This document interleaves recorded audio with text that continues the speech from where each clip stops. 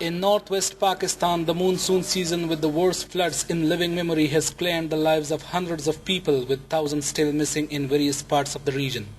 According to the United Nations, around 1 million people have been affected, and reaching survivors is proving difficult as the roads and bridges have been swept away.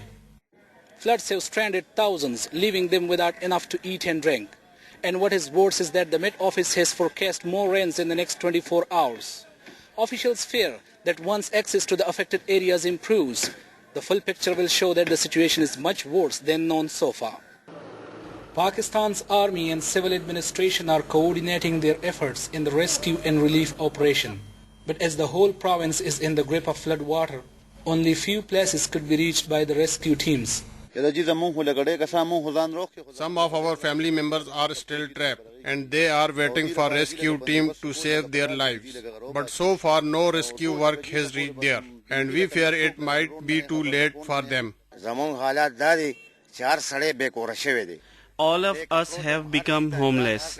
We are left with only clothes that we are wearing. Our children have developed diseases. We don't have even drinking water, essential food items, and don't have electricity. We are living by ourselves. Pakistani authorities have appealed to the international community for help to deal with the natural calamity, as the floods have left lives in ruins.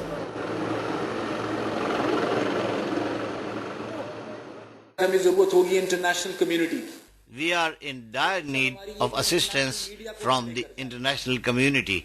We are trying to take the foreign media into the affected areas so that they can show the situation to the whole world. I again insist that we need help from the international community and particularly from our friendly countries. The US Embassy spokesman in Islamabad said it will assist in relief efforts by providing temporary bridges to help restore the communication in flood-stricken areas. There are also fears that with more rain forecast, some areas face further threats. Zahid Hussain, Press TV, Peshawar.